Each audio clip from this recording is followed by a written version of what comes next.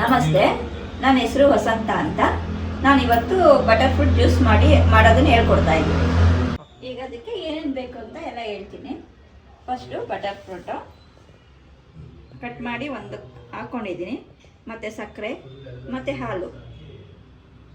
ಇಷ್ಟಿದ್ರೆ ಸಾಕು, butter fruit juice ready ಆಗುತ್ತೆ.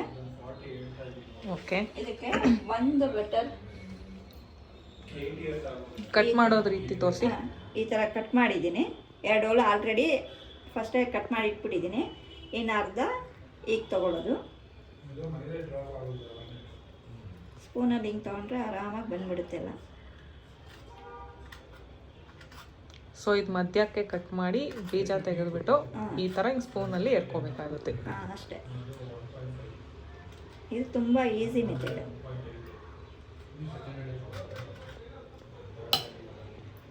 ಆಮೇಲೆ ಇದು ಒಂದು ಹಣ್ಣು ಹಾಕಿದ್ರಾ?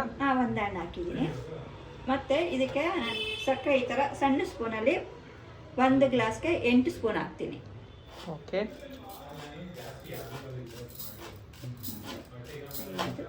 5,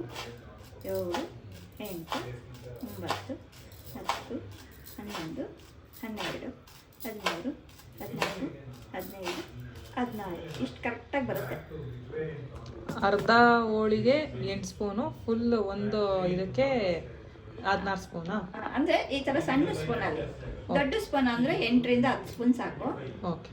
ಮತ್ತು ಹಾಲು 1/4 ಲೀಟ್ರ್ ಹಾಲು ತೊಗೊಂಡಿದ್ದೀನಿ. ಓಕೆ, ಈಗ ಹಾಕ್ತೀನಿ.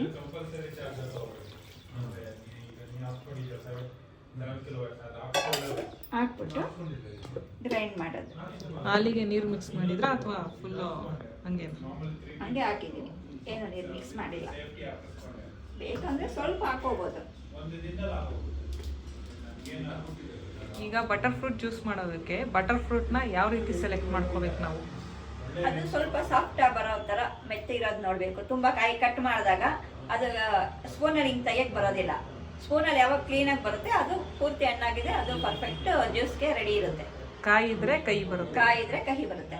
ಸೊ ಹಣ್ಣಾಗಿದೆ ಅಂತ ಗೊತ್ತಾಗೋದಕ್ಕೆ ಅದು ಮುಟ್ಟು ನೋಡಿದಾಗ ಸ್ವಲ್ಪ ಮೆತ್ತಗಿರಬೇಕು. ಈ ಬಣ್ಣ ಇರಬೇಕಾ? ಈ ಬಣ್ಣ ಇರಬೇಕು. ಮತ್ತು ಇನ್ನೊಂದು ಕೆಂಪು ಕಲರು ಸ್ವಲ್ಪ ಬರುತ್ತೆ ಒಂದೊಂದಾಗಿ.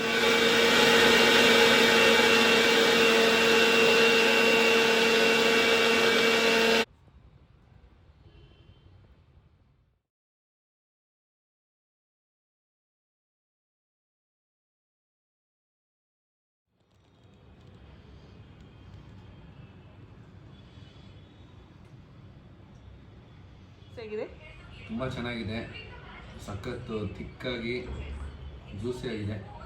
ಯಾವ ಜ್ಯೂಸ್ ಅಂಗಡಿಲೂ ಈ ಥರ ಜ್ಯೂಸ್ ಕುಡ್ದಿಲ್ಲ ನಾನು. ತುಂಬ ಚೆನ್ನಾಗಿದೆ. Thank you. ಒಂದು ಬಟರ್ ಫ್ರೂಟ್ ಹಣ್ಣಿನಲ್ಲಿ 2 ಗ್ಲಾಸ್ ಜ್ಯೂಸ್ ಆಗುತ್ತದೆ. ನನ್ನ ವಿಡಿಯೋ ಇಷ್ಟ ಆದಲ್ಲಿ ಲೈಕನ್ನು ಕೊಡಿ. ಇದೇ ರೀತಿ ಹೆಚ್ಚಿನ ವಿಡಿಯೋಸ್ಗಾಗಿ ನನ್ನ ಚಾನಲನ್ನು ಸಬ್ಸ್ಕ್ರೈಬ್ ಮಾಡಿ.